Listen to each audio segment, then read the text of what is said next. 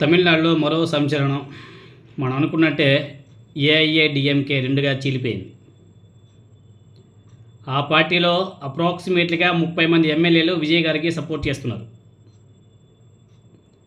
Support చేయడానికి సిద్ధమైపోయారు.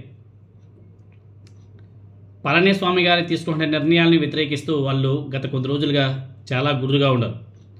ఒకటి బీజేపీతో కలిసి ప్రయాణం చేయడం వాళ్ళకి నచ్చలేదు. అయినా కానీ పళనిస్వామి గారు అలా ముందుకు వెళ్ళిపోవడం, తర్వాత విజయ్ గారికి పూర్తి మెజార్టీ లేకపోతే అప్పుడు ఏఐడిఎంకేలో ఉన్నటువంటి కొంతమంది ఎమ్మెల్యేలు మన విజయ్ గారితో కలిసి ప్రయాణం చేద్దామని చెప్పేసి అడిగితే ఆనాడు కూడా పళనిస్వామి గారు ఒప్పుకోలేదంట. అందుకే అక్కడ రెండు వర్గాలుగా చీలిపోయాయి. ఈరోజు సంచలన నిర్ణయం తీసుకున్నారు ఏఐడిఎంకే పార్టీ. తన వర్గం ఎమ్మెల్యేలతో టీవీకే చీఫ్ విజయ్ గారికి మద్దతు ప్రకటిస్తున్నట్టు ఏఐఏడిఎంకే సీనియర్ నేత షణ్ముగం వెల్లడించడం జరిగింది.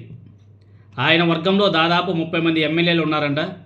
రేపు జరిగే ఫ్లోర్ టెస్ట్లోనూ ప్రభుత్వానికి మద్దతు ఇచ్చే అవకాశం కూడా ఉంటుంది అనేసి వార్తలు అయితే వస్తున్నాయి. దీంతో విజయ్ గారికి మెజారిటీ అప్రాక్సిమేట్లీగా 150 మంది ఎమ్మెల్యేలకు చేరుకోబోతుంది. ఆల్రెడీ 120 ఉన్నారు. ఇంకొక 30 మంది యాడ్ అయ్యారంటే అప్రాక్సిమేట్లీగా 150 మంది ఎమ్మెల్యేల మెజారిటీ. సో ఆయన ప్రభుత్వానికి ఎటువంటి డోకానేలే. మనం ముందుగానే అనుకున్నాం, ఏఐడిఎంకే పతనానికి గల కారణం వాళ్ళు బీజేపీతో కలవడమే.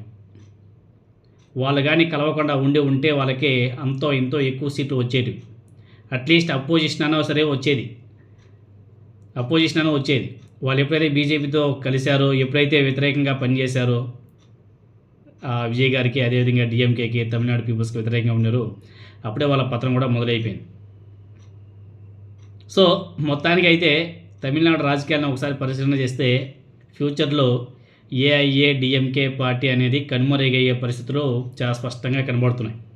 ఆ పార్టీ మొత్తం కూడా టీవీకేలో విలీనం అయిపోతుందేమో.